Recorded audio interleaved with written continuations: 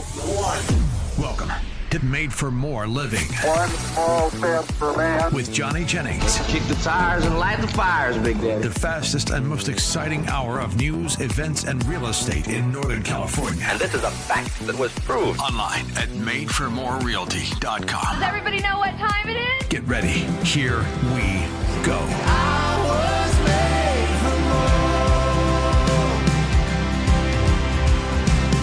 Well, thank you for tuning into the show. I hope you had a fantastic Thanksgiving. Today, we have a person that I am honored to call a friend. I've gotten to know him over the years. His name is Frank Klesitz. He's with Vyral Marketing, and so we are going to be talking about buyers and sellers, kind of what you can expect happening in the market, and agents, how you can use what's happening in the market and use strategies that Frank employs to help more people. Thanks for being on the show, Frank. Thanks, Ray. Appreciate having me. Thank you for putting this on. Yeah, happy to do it. Man, we've been working together now, I want to say on and off for like at least 5 years. Long time. And one of my favorite things about you is your perspective on communication, like how you get the message across. It's not short, it's not punchy, it's not salesy. It's you craft a narrative. Why do you think that's important specifically for buyers and sellers? Like, why does that resonate with them? Well, when you're negotiating, buying or selling a home, it's still human beings interacting with each other. Yeah. And you could sit here all day long and think people act rationally.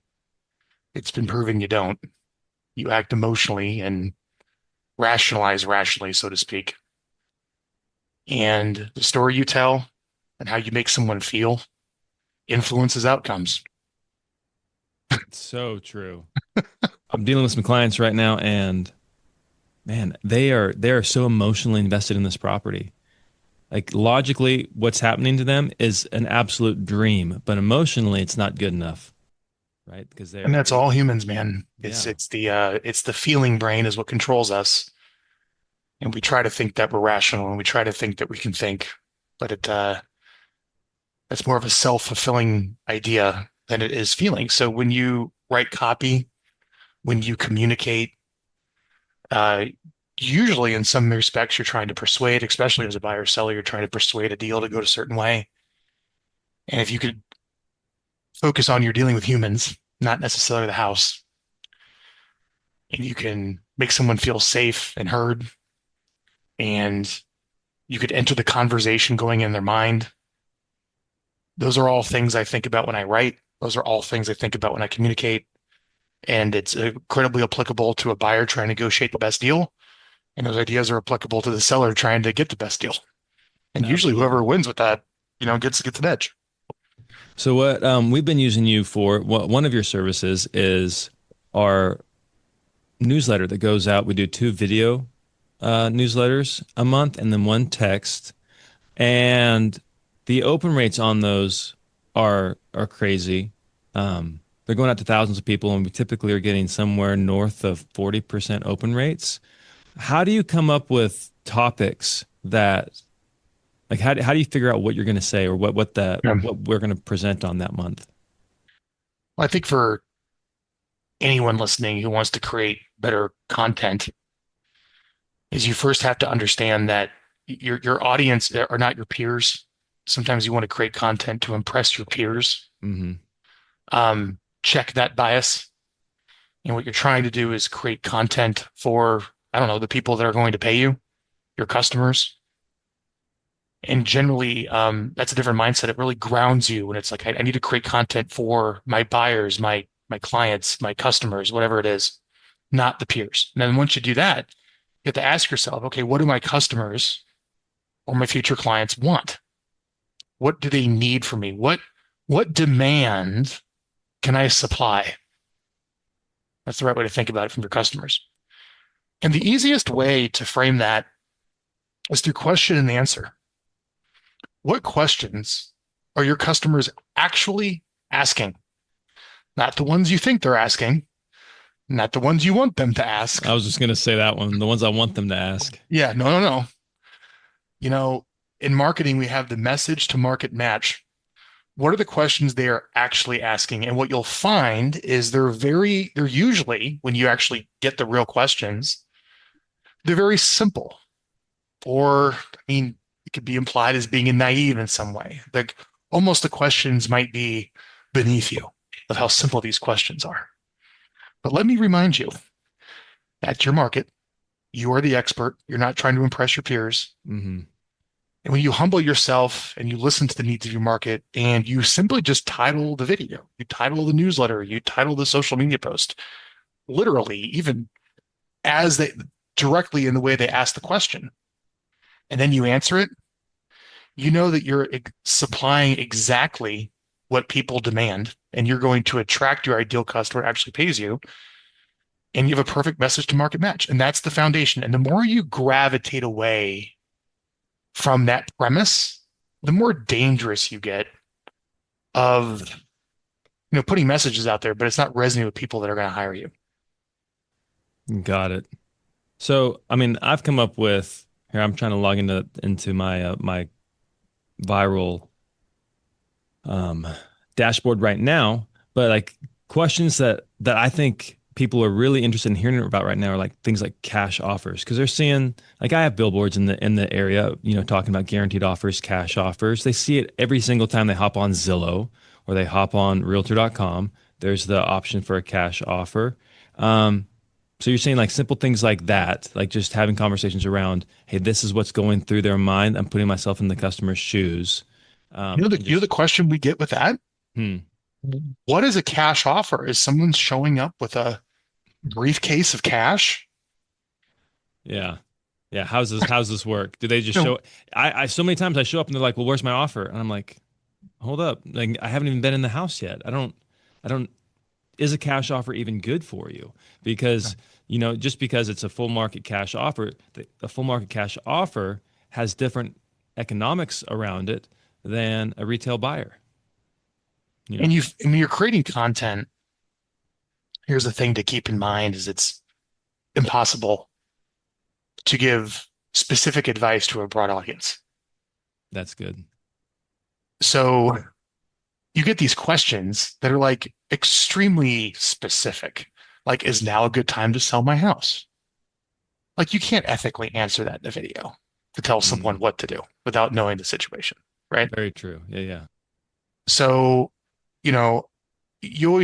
it's really helpful that when you get these specific questions, you start the video where it's like, hey, I understand the context or the premise or why you're asking this. And it's very difficult to give you specific advice or give specific advice to a broad audience, but let me maybe go through some different scenarios and share with you which way you might want to lean given if this is your situation. And then after watching this video, if you'd like some more personalized advice based upon your specific needs, book a call with me. I can help you. One of the topics that just went through the roof for us was back to the guaranteed offer. Should you trust a guaranteed offer? Right. I think sometimes when you speak to the fear that people are experiencing, the uncertainty, then that also increases the engagement rate. Like you're speaking to what they're saying, what they're thinking, but not necessarily what they're saying. That one had almost a 5x open rate compared to what we normally have. Like, should you trust a guaranteed offer? I love that. Yeah.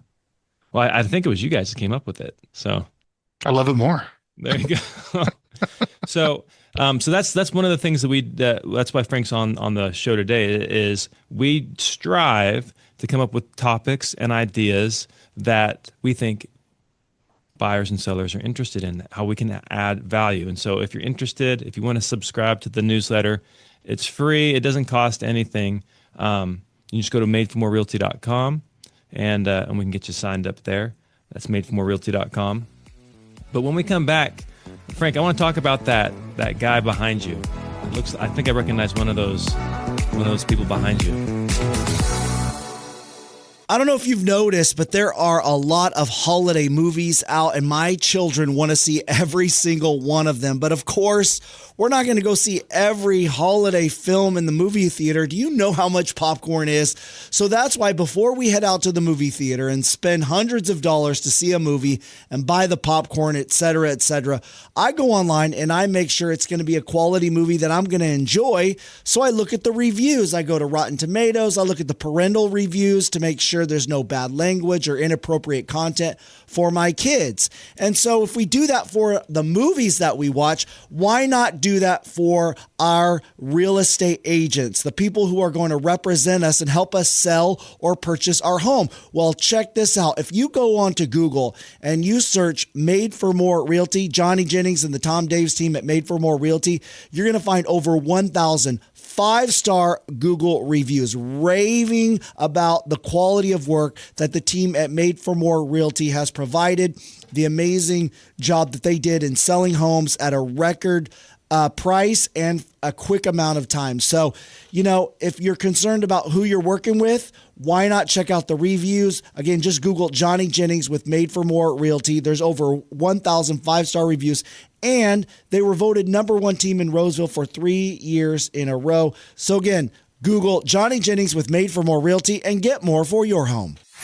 This is Made for More Living with Johnny Jennings. Online at madeformorerealty.com. So we are back with Frank Klesitz with Vyral Marketing. And if you're listening on the radio, if you're listening on a podcast, obviously you can't see his background, but he's got this, I don't even know what you'd call it, a picture, a portrait? Yeah, it's of John Wayne. It looks like John Wayne. Are you a John Wayne fan? I am. I did not know that. Me too. My wife loves him. Really? Oh yeah. I think she just really just likes that masculine energy of someone in charge. Who was the John Wayne fan first, you or your wife? My wife. Really? I was always a fan of the war movies. I liked John Wayne and the war movies growing up. I watched them like Iwo Jima and stuff. Yeah. I would always enjoy them. In Harm's Way. I like the Westerns. So, but that's funny. There's not too many people who, are still.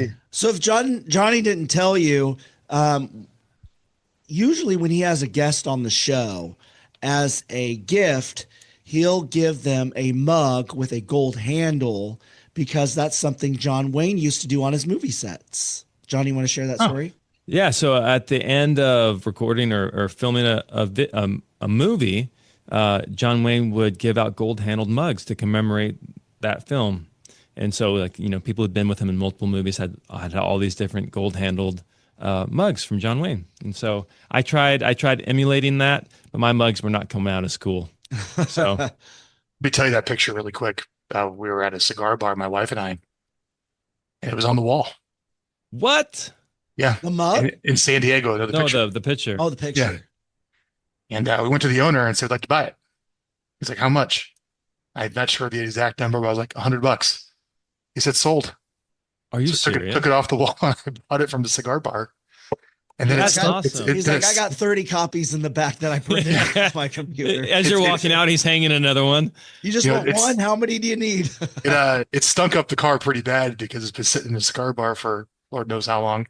Oh, wow. So I let it sit in my garage for like a year. And then it was to air out. And then because it's a painting on a canvas. The canvas picked up the smoke, and now it's in the house. That's so cool. Where were you? What San Diego. Lounge? It was a nice little cigar lounge in Hillcrest. Hillcrest. Here's the name. Mm-hmm. Never been.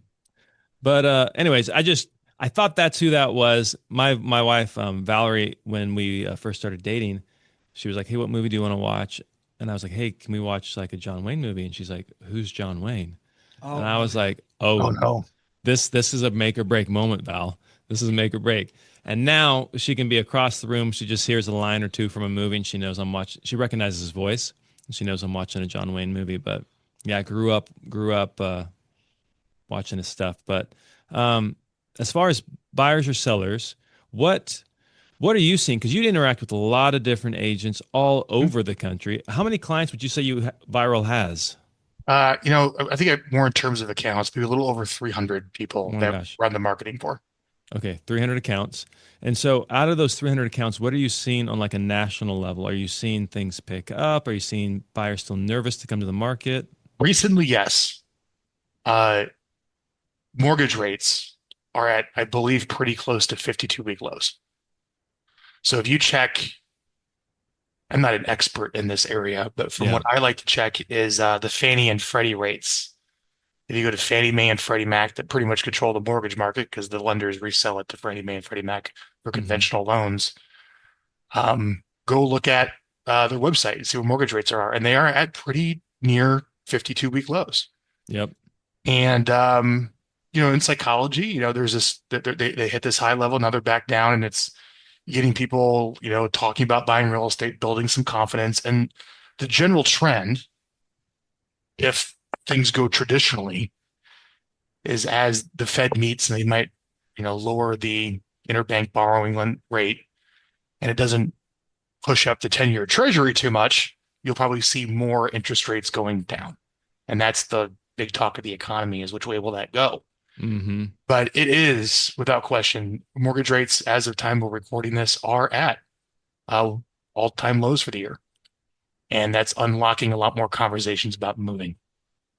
Yep. And not only like sometimes we talk about buyers, like you think about somebody just purchasing a home, but there's a lot of people that want to purchase a home and they're already living in a house. They already own their house, but they've been, trapped. The economics didn't make sense, and they've just been kicking the can down the curb or they've just been kicking the can, waiting for a better situation to arise. And there's just so many people that I talk to who maybe listed their house aggressively with somebody else this year, and then the house didn't get sold, and now they're wanting to come on with us in the spring. Or there's just people that are they're tired of waiting.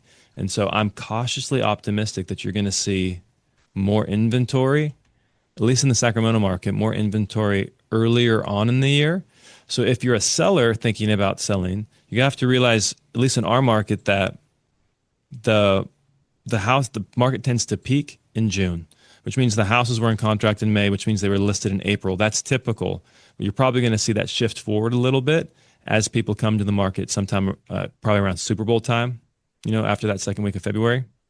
So if you're a seller, you're thinking about getting your house on the market, I would get your house on the market sooner rather than later. And then if you're a buyer, I would make sure that you have begun the process, because a lot of people think it's just a quick, easy, hey, I'm just going to go out in one weekend and find a house. Sometimes it's taking 30, 45 days to find a house. So make sure that you've begun that process early on so you can get the good deal and not feel rushed when all of a sudden all the other buyers are coming in the market. But I like what you're saying, though, Frank, about it being cautiously optimistic. I do think, for those of you who are in real estate or looking to purchase real estate or sell real estate, that there is a window that, with these mortgage rates dropping, that usually pushes home prices up. So when you see rates going down, you have a unique window for affordability of you can get a lower rate and you get in before everyone else rushes in and pushes prices up further. And since these just recently dropped, I think maybe I would probably say they were pretty high in late summer, and now they're coming down here in the fall. You have a unique window of opportunity to probably squeeze out what affordability you can get now. So if you want to buy a home, this is not a plug, but talk to Johnny now. You bring up a good point. It's a sweet spot because there's less buyers in the market. Sellers a little bit more motivated. Affordability is there. Before the frenzy of the crowd effect hits in spring. Yeah, that's a good point. That's a really good point.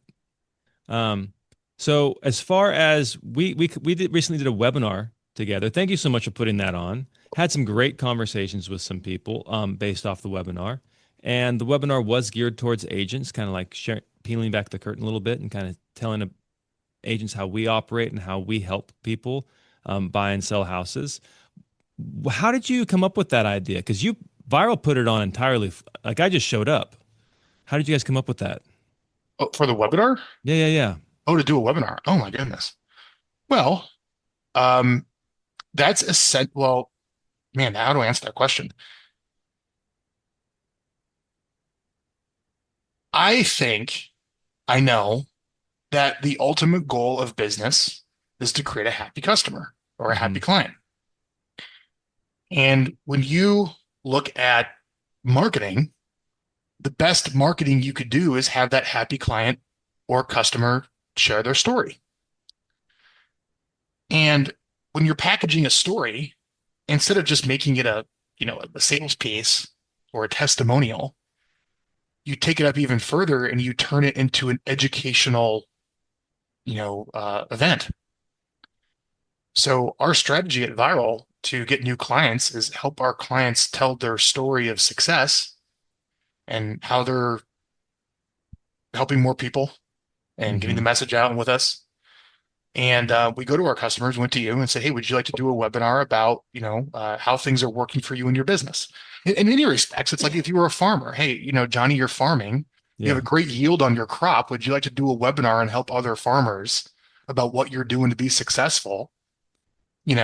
And maybe there's some way that as more farmers are interested in what you're doing, there's some type of compensation arrangement so you benefit from sharing the story. In many ways, you can do that.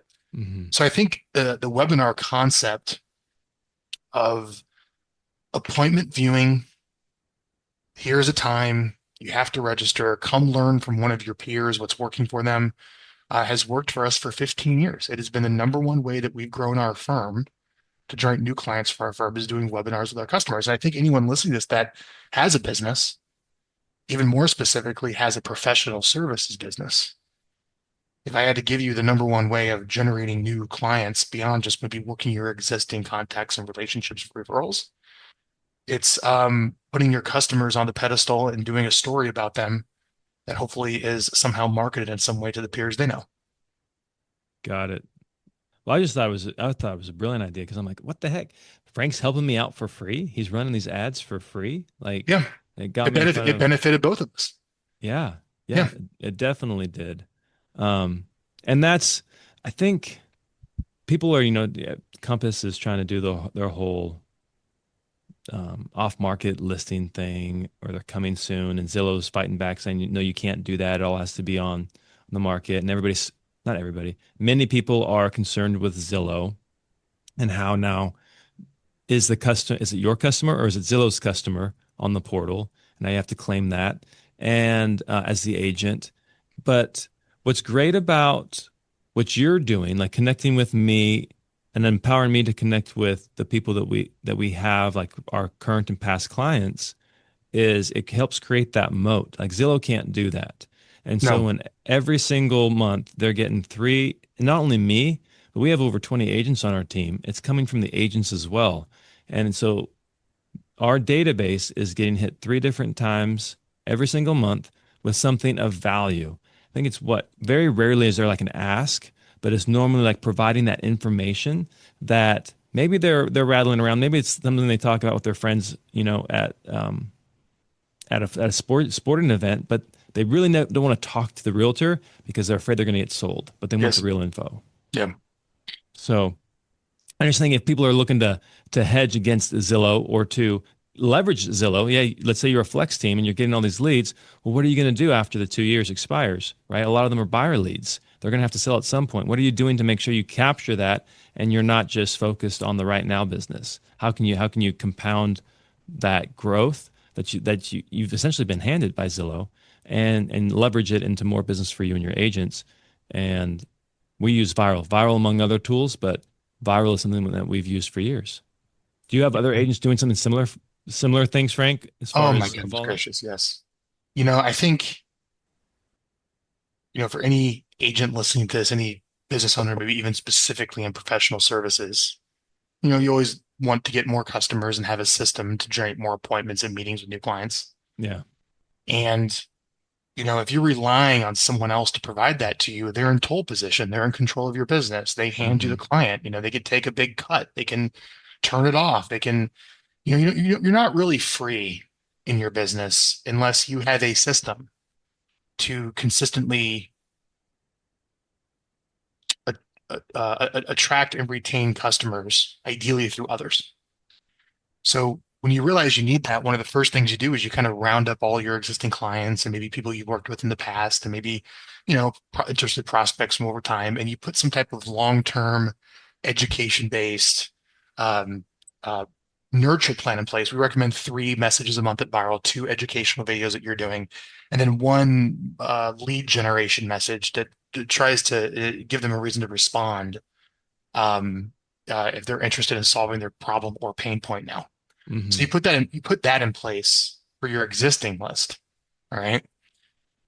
And then essentially, how do you build your list, which you alluded to a little bit earlier with the webinars, is what I recommend is go to your top customers and interview them and get them to share that interview with all of their peers. Oh, I like that. Matt, you had a question? Yeah. So Frank, when is it too much and when is it not enough? When have you reached the point where, okay, you're risking people unsubscribing or opting out? And when do you realize I'm not doing enough because I'm not getting enough response? Yeah, that's going to be like a frequency question. How often do you reach out to people? To the point where it's very uncomfortable for you. So I want you to go to the point where it's like, man, I'm just right. This is getting uncomfortable with the frequency. And then you're probably right at about that rate. We find that the right general long-term nurture for professional services list is about 3 impressions a month. 3 impressions a month is about the right point of diminishing marginal returns on effort to send stuff out. Could you get away with the 4th one? Sure, 5th one, but you start getting diminishing marginal returns 3 times a month. That's my answer. So you risk losing your customer base or your audience if you do it more than that? Unless they've specifically subscribed for higher frequency, or it's a paying list, like a paying subscriber list, 3 is enough. That's the optimal time where you start. Beyond that, you might become a little annoying to the audience that hasn't necessarily explicitly signed up for the stuff that you're sending them. There's this Superhuman AI newsletter that I'm subscribed to, and I find the information fascinating. They're talking about incredible breakthroughs, like nationally, internationally, in tech, in science, in health, and I find it fascinating. But I think they send it out daily, and I find that to be, and I want the information. Yeah. I have daily newsletters I pay for on Substack, but I signed up for it. I explicitly wanted it. I look forward to the daily message. It's like reading the news every day. It is. But I mean, I don't know about you, but I tend to, the only time I really digest the newsletter is their Saturday version, because I just have more time on Saturdays, So by the way, that's what we find is if you have more of a professional audience, especially, Saturday morning is the best time to send an email. Saturday morning. Okay. Yeah. It's interesting you say that. It's true. Hey, Frank, with the younger generation, the next generation, it seems like from my experience that they're engaging with email less and less. Are you finding that the case, that it's harder to reach people via email because they're just not, people don't, aren't on the computer as much as they used to be. They're on their cell phone, which can do everything. So do you find that, talking about diminishing returns, do you see that email is going to start losing traction, or you think it's still here for a really long time? Well, let me give you the right answer to that. So when you have a piece of content, and I'll use like an old term here, but you want to use multimedia to deliver it.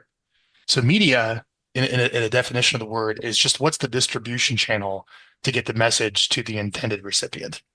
Think of media as radio, that's a media, or a letter, that's a media, a seminar, that's a media, email is a media, Facebook is a media. So what I recommend is always use multimedia, because you don't know really how the customer likes to be communicated with. For me, personally, I like being communicated in the mail. Really? Like snail mail? Snail mail, man. I like getting my mail and setting it aside. You do talk about mail a lot. I really do, be because my brain is just assaulted constantly by digital communication. Yeah. And there's something about, I personally like when I like to grab the actual newspaper and read it. I like grabbing a physical book. If I get the mail, I really prefer that. Now I'm probably a rarity, but that's me. Right. Mm-hmm. So when you're talking about, when you create a piece of content, let's say a video, answering a commonly asked question. How would you get it out? Well, let's go put it on YouTube so it shows up on someone's feed if they subscribed. Let's go put it on your blog, on your website. Maybe someone has subscribed there. Let's email it out to your contact list. Maybe somebody likes email. Sure, that's great. Let's go post it on your business page on Facebook. Let's go post it on your Instagram and your maybe even your LinkedIn, right? And then even further, let's maybe put it on a postcard or mail it out. Oh, here's my latest video to come watch. So you just kind of hit all the little market segments of attention to make sure people see it. And it also goes with copywriting too. You could ask the same question. Do I need to write short copy, long copy? Are people paying attention? Is this too long? Is this too short? Well, the answer is, write for everyone. So you write something very long that's complete for let's say your analyticals or the people who are very interested. But then you always provide a secondary reading path in the cosmetics of the writing, such as headlines or bolding. So somebody who wants to scan it, that's more of a high driver and a short attention span, let's say. I'm a scanner. There you go. You can read the headlines, you can read the bullet points, you can read the bold, for that secondary reading path downhill the writing. So you hit everyone. And then even further, and you'll see this like on the New York Times or on the news, is have a play button. So if somebody doesn't want to read, maybe they don't read very well, the reading comprehension isn't there, or they're in the car, they can press play and they can listen to it. Mm-hmm. And sometimes you might want someone to read it to you. And that's why a lot of YouTube channels exist where it's just someone sitting there reading you the article, basically, on YouTube.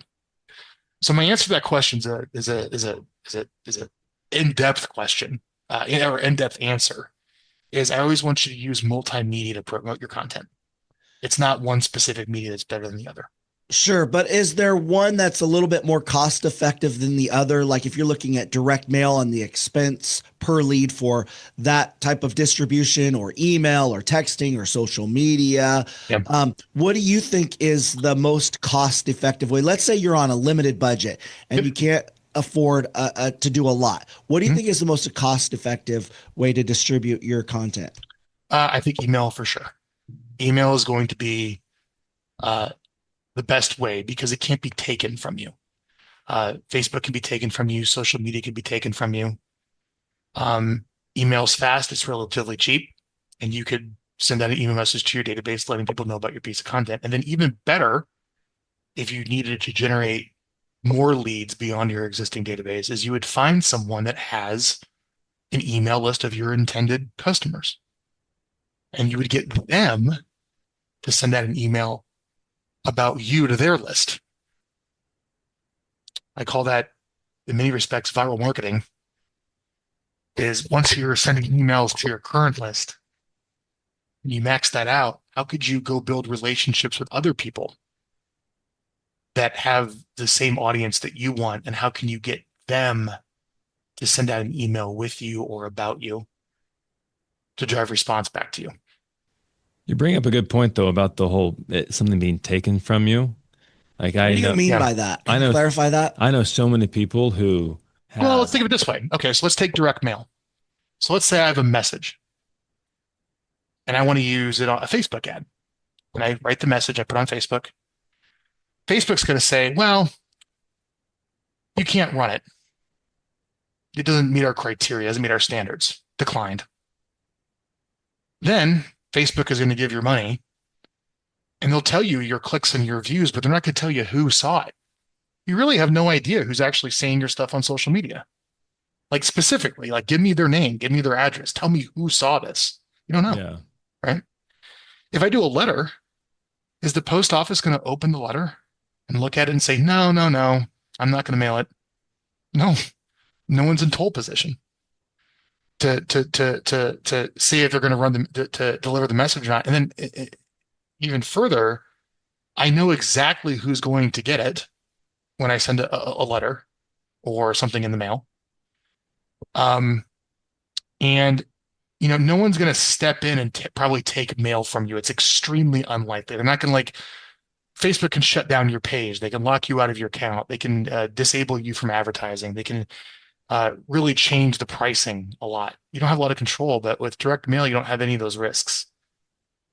Kind of what there was a joke going around in the marketing space that the administration is going to start taxing email. What? Are you serious? There was a joke. I don't think it's actually going to Okay. happen. No, it's They'd make some money. I mean, they would tax email million because, emails. well, I mean, think about how much business email's taking from the post office, Right. and the post office is losing money. So we can go tax email to subsidize the post office.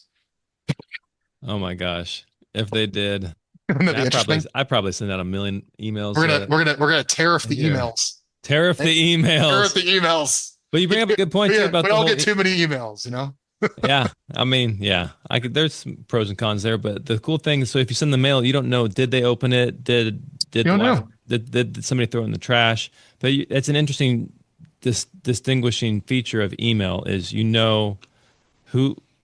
what percentage of it was delivered? Who got it. Yep. If it was delivered, and who's on the opened list. it?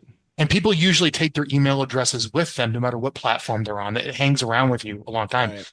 I mean, if you want to know the best email address, so let's say you got a prospect, right? And you got a couple of emails here or there that you scraped off online. You're trying to get them the right message, or maybe you get a couple phone numbers you find around. You're trying to figure out, okay, how do I deliver this message to this person?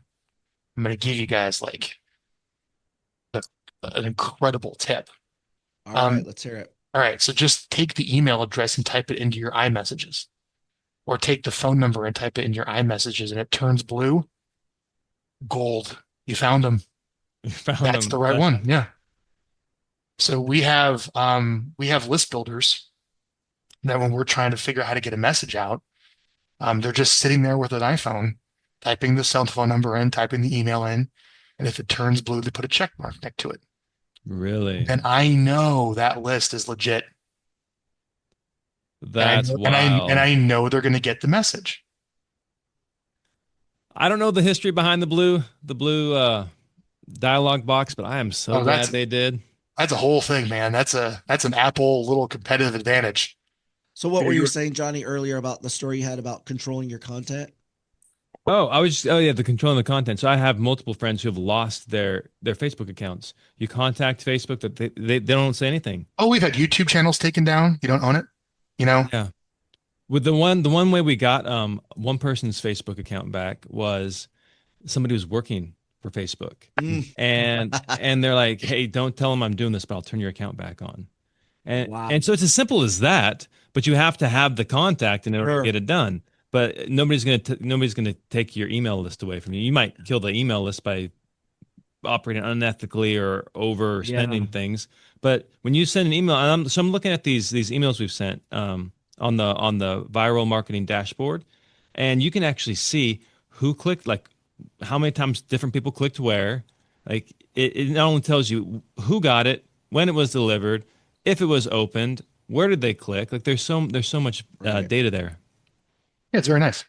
Now, I will tell for the audience here that as the months and years go on, you will have to hedge some of that information of what percentage that is AI opening it or AI clicking it. It's becoming increasingly hard to tell. All right. Interesting. A little tip when you get your open and clicks, take a look at the timestamps. All the ones that happened like the second the email will go out at the same time, or even the open and click was before the email was even sent. Those are the ones that probably the machine opens and clicks. Oh, little tip, small look for that. Pro nuance when you're deep in the game. Yeah, we're finding more and more of that as well. Like we'll do some contesting with our radio stations online, and we're finding a lot more AI generated entries than ever before. Where usually we could figure out a way to block those and prevent that from happening. But even with, how sometimes you'll enter a contest or enter a form and they'll say, well, what is this? The CAPTCHA or whatever. Yeah, they'll have some kind of barrier that you have to get through. But with AI now, they're able to get through that now. It's crazy. I will have to tell you, when it comes to vanity metrics on social media, views, impressions, likes, shares, I have questions of how real that is. Yeah. Let me give you a story. We ran a Facebook ad for a client, very simple Facebook ad. hey, watch this webinar replay on this like specific thing, click here. I think we put $1,000 into it. And I think about 1,200 people clicked the ad to like just watch the video. That's all the client wanted was like, watch the video. Hopefully they call me. But after you spend the $1,200, you're like, well, we got a bunch of views and a bunch of clicks. Then reality sets in. It's like, oh man, like they any clients from this? Like, what did I get from this? I spent $1,200 or I spent $1,000. People watched it. It sounded cool in the beginning, but now that I actually spent it, it's kind of lost its appeal, and I'm actually kind of like resentful I did it. Yeah. So I was like, well, look, let's do it again. I think it performed pretty well. This is a really good, there's action here. Let's just run it more. But what we'll do is we'll run it through a landing page. What we'll do is that once they click the ad, that in order to actually, watch the replay, they got to put their email address in. So at least maybe you get an email address. And again, very simple, very clear message to market match. There's no reason why someone wouldn't enter their email to watch the replay. So I ran it again for $1,000, and I hand to God, guess how many people opted in for the webinar? It was 0. We still got all the clicks again, about the same number of clicks. But how in the world do you get that many clicks or landing page views without a single person putting the darn email in to watch the thing they just clicked for to get? And I called Facebook. I'm like, you got to explain this to me. This just does not make sense. Is this stuff real? And it wasn't really a good answer. Oh no. So I just say that where it's like, if you're going to go online and spend money and resources, and you're trying to figure out like, is anyone paying attention? Is this working? I think ultimately it comes down to, people putting their information into a form of some type. And even a step up from that, maybe they fill out a CAPTCHA, or even on Facebook now, you can, on a lead form, it'll ask you when someone submits their information on a lead form, do you want them to confirm their phone number by text? Like, oh, okay, that's a really good name. Yeah, you actually choose yes, right? It's like a double opt-in text confirmation. So anyone listening, if you're not maybe getting the results you want with social media, you might have what we call the vanity metrics to make you feel good, but it's not producing appointments and new clients and new business. See if you could reorient your metric to opt-ins, registrations, leads of that sort. So when I was rolling around the oil fields, Frank, watching you on my laptop, I'm trying to learn this whole real estate game as I was transitioning out of the oil fields into real estate. A lot of your stuff was heavy, real estate. You were interviewing and speaking with real estate agents, coaches, things like that. But now it seems like you're expanding beyond just the real estate agent. So if somebody is looking to use, or they're looking for a solution that you provide, like what industries can you help them with? Well, right now, typically it's more high customer lifetime value professional services. So real estate, that's the case. You could expand that easily to mortgage. Yep. Right. You could expand that to property management because you have a high customer lifetime value with the monthly property management fees. Financial advisors, specifically, there's a very specific nuance. It's a registered investment advisor. I believe, I'm not an expert on this, with a non-broker dealer relationship, but where you could publish content without too much heavy-handed compliance that you're sending out. Yeah. The financial advisors. Not Commercial, from New York Life, but it's like somebody that's like it's usually someone, again, there's a lot of nuance here, but it's someone who set up their own shop, who's an RIA, that is just kind of out there doing their own thing, and maybe they have paid for their own third-party compliance. I know that works. High ticket, high customer lifetime value professional services where the consumer needs a lot of certainty and is looking for the best professional to guide them emotionally and logically through the process to make them feel safe and to make them feel certain through a something they are not entirely educated on or know well. And I will tell you, in my own experience, I just recently dealt with this. I purchased some solar for my home. That's a very complicated sale, very expensive sale, and lots of different answers from lots of different people. And I was trying to figure out like, who do I want to use to really guide me? So I went on YouTube, and trust me, there's no lack of solar consultants on Nope. YouTube. Okay. I'm kind of clicking through the guys here. I live in Phoenix. So I was clicking through like who the solar consultants were. And it was just this older gentleman that kind of had this, an old webcam that just kind of sat down and just talked to me as a friend and just kind of explained how the power grid works and how the different time of billing usage is and what a watt was. I didn't really know what a watt was or a kilowatt hour. And he really explained it all to me. And that was the person I decided to go with because why? He really made me feel safe in the transaction that it was going to truly guide me and was not going to take advantage of me and can really help me understand all of my options. And he earned that through his videos versus someone that's going to be published in like a slick TikTok. Yeah. Right. So if somebody wants to reach out to you, what's the best place for them to get a hold of you? Viral marketing. Go to Google and just type in VYRAL. So it's viral with a Y. Viral marketing. Google that and go check out our website. And if you have an interest in publishing education-based question and answer videos that position you as the expert and the trusted advisor to help inform and educate and protect and to provide certainty for someone who has the problem you solve, we can help you. Awesome. Well, thank you so much for being on the show today. Any last words before we let you go? There's a huge jump when you're in business, when you're working one-to-one.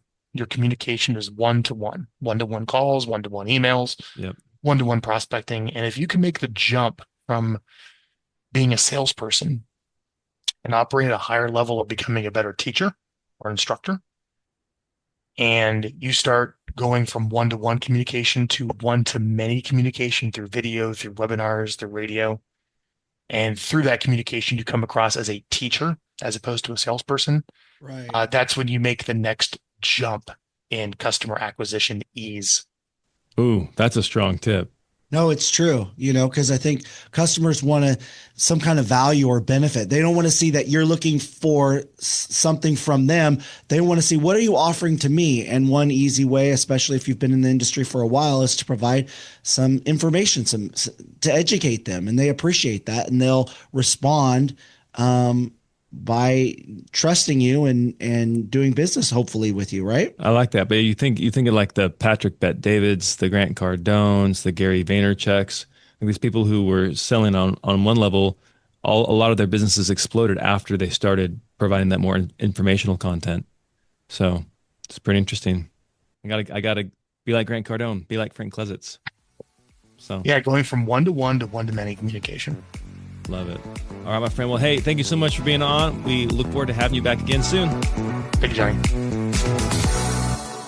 All right, so we're in the middle of the holidays, a lot going on. Thanksgiving wrapping up. We've got Christmas, we've got New Year's, and a lot of folks go into hibernation when it comes to selling their home. They think, okay, we'll just wait until the spring. But right now is actually a perfect time to put your home on the market because there's not a lot of inventory out there. So what you do is you Google Johnny Jennings with Made for More Realty, and he's going to put his entire team into action, helping you sell your home for the most amount of money possible in the shortest amount of time. You can trust him. He's got a lot of integrity. He and his team are going to walk you through every step of the process. So there's no worry, there's no anxiety, there's no fear. But you know what? Maybe you're in a situation where you don't want to go through all the hassle of open houses, showings, staging, and you've got a lot of repairs that need to be done, but you don't have the time or the money. Johnny Jennings will get you at least 3 cash offers on your home in as-is condition. It's not too good to be true. He's done it multiple times. So again, it's super fast and easy. 3 cash offers on your home in as-is condition. What do? Google Johnny Jennings with Made for More Realty and get more for your home. This is Made for More Living with Johnny Jennings. Online at madeformorerealty.com. Man, that Frank Klesitz is an intellectual. Oh, absolutely. Good information. Good really information. helpful for anyone really in any industry. Wouldn't you agree? Yep. Honestly, whether you're selling HVACs, whether you're selling solar, whether you're selling houses, there are hopefully some takeaways for you there. And I think it's kind of fun too if you're a buyer or seller or current or past client of Made for More. It's kind of fun to hear how we come to the decisions we make, and right, and why we provide the certain inner services. workings. Yeah, absolutely. Yeah. And but yeah, I don't know. It's getting to be that time of year though. It's holiday season. Absolutely. Did you enjoy your Thanksgiving? What was your go-to side item during Thanksgiving? Is gravy a side? You just pour gravy on everything, turkey, mashed potatoes, your rolls? I love gravy. Like from scratch gravy or just the packet that you make No, it's instantly? not a packet. So it's from the fat or the drippings. Right, yeah. Yeah. Absolutely. That's the only way. Everything just tastes better. Pumpkin pie just tastes better with gravy. I just would eat the gravy. Like, forget pumpkin pie. I'll just eat it by the spoon. It's like a soup or a stew. So 2026 is coming together already for you. You've got a packed schedule, lots of different trips in the works, right? You've got a baby on the way, too. Yep. So I was curious, a lot of these trips and stuff, they're work trips, but I'm curious as we get into vacation mode, Christmas vacations, Thanksgiving vacations, when Johnny wants to relax and have a good time, what's the vacation vibe that you look for? What kind of vacation is on your bucket list? Where you're going to relax and enjoy yourself? Because yours seems like you're always in work mode. Yeah, I'm not a big fan of vacations. Yeah, I think what I enjoy, because sometimes it seems like you load everybody up, you pay a bunch of money, you go to this destination to escape, but it's stressful, there's crying, they're hungry, things are going good, you're making memories, but then you come back and now you need a vacation from your vacation. Right, that is 100% true. That is true. But what if you could go on a vacation, just you and Valerie? Valerie and I, man, we like just getting in the car and driving around. Like, really? So, yeah, just getting some quality time together. Just driving around, going for a drive. Have you ever done obviously you did a long road trip. I know, but we did. Would you like to do that again, go on a long road trip? With Val? Yeah. Wouldn't that be fun? Oh, we'd love to do it. I know she really wants to go to Greece. That's a pretty long road / boat trip. That's on the short list. So if Valerie was answering the question, it'd be something Santorini. Santorini, Greece is where she wants to go. And you've never been? No, I've never been. She's never been. Oh, yeah, that's absolutely. And so I've never been to Europe. I've never, been to Canada a little bit, all over the 50 states, Mexico, a number of places, Chile, Israel, but never Europe. Yeah. So there you go. Anyways, vacations aren't my thing. Sounds like a great Christmas gift for your wife. It is. All she wants for Christmas is Santorini, Greece.